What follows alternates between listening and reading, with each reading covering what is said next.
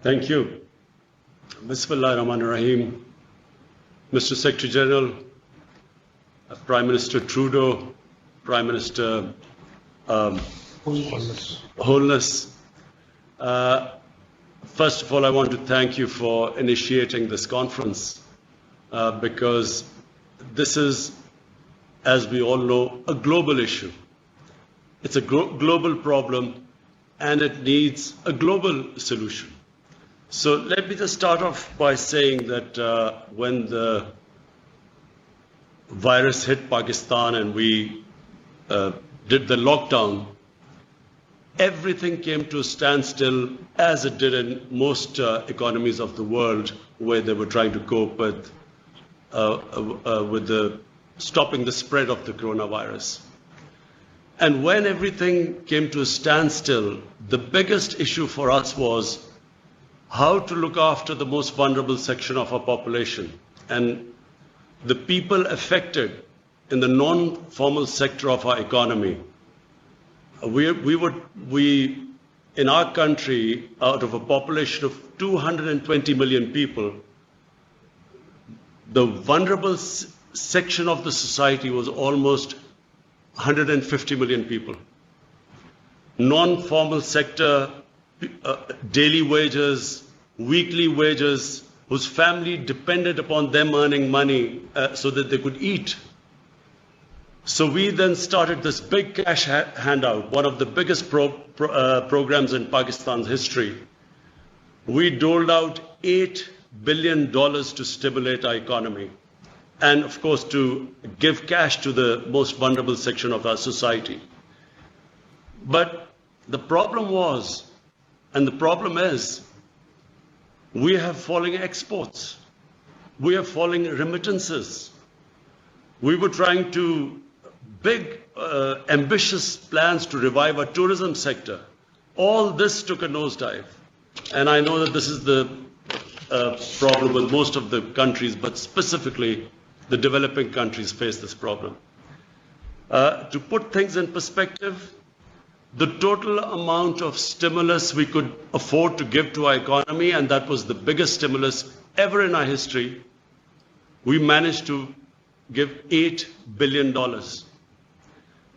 And so when you compare it with countries like the United States, from what I heard, they're giving $3 trillion, Germany $1 trillion, euros, Japan $1 trillion.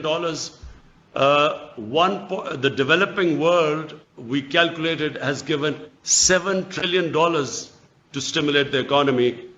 And when you compare that with the developing world, unfortunately, we do not have the fiscal space to revive our economy, to look after the most vulnerable section of our society. And in case of our country, we still have this huge, ambitious program of fighting climate change by planting 10 billion trees. So all this money got diverted into dealing with the effects of the coronavirus lockdown. So all I want to say is that it is very important for the developing world to, at this critical juncture, look after the people of the developing world which are struggling. When I spoke to the prime ministers of Ethiopia, of the president of Egypt, prime minister of Nigeria, all of them are facing similar problems to what we are facing. And therefore, I really welcome the G20 for taking this big initiative of giving debt relief. But bear in mind, this really has to be thought through. This stimulus, this help to the developing world, I'm afraid has to be much bigger than so far it is being envisaged. Because, you know, you have the developing world with 1.5 billion people.